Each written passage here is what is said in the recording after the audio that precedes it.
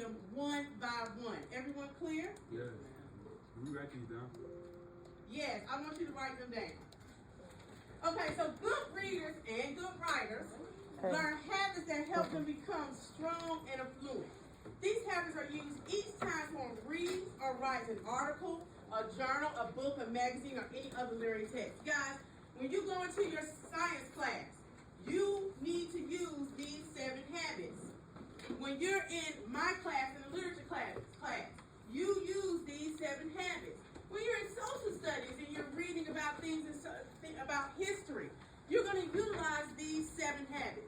These habits are meant to be used all the time, everywhere, anytime you open up a book. And I have listed all the 7 habits here.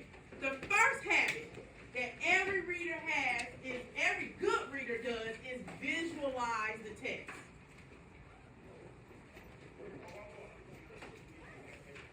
So the first good habit that a reader does is visualize the text. We talked a little bit about visualizing earlier when we were writing our narratives. But visualizing is that you actually see in your mind's eye what's going on in the story. I'm an avid reader. I like to read a lot. And I'm going to tell you, a lot of times when I think back on the books I've read, I can't differentiate between the book and the movie. Because I remember the books I've read like their movies. I remember them as a visual. That's one of the most important things when being a good reader, that you see in your mind what's going on. The second thing is activating schema. And I know that word sounds a little weird to you, schema, right? Activating schema is just making connections with the book.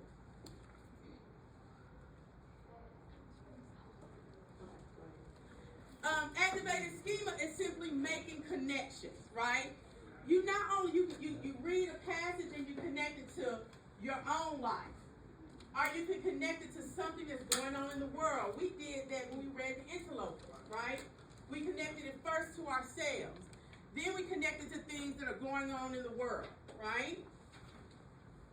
And you can also make connections to other texts and other books.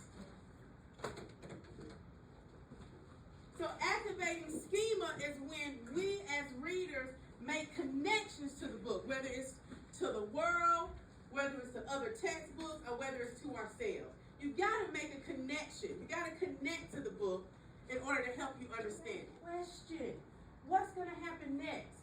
What's going on? Why did this character did this? What does this symbol mean? Right? You have to ask questions as you read. The fourth thing you do is you can make inferences, or you can infer. That's when you read between the lines and use those context clues. Oh, I know what's going to happen. Oh, based on this, I can infer this. 5 is you determine importance. You go through, as you read, you determine what items, what things are important in this book. What are the things that I need to know? What are the things that I need to know? What are the important parts of the book? Who are the important characters?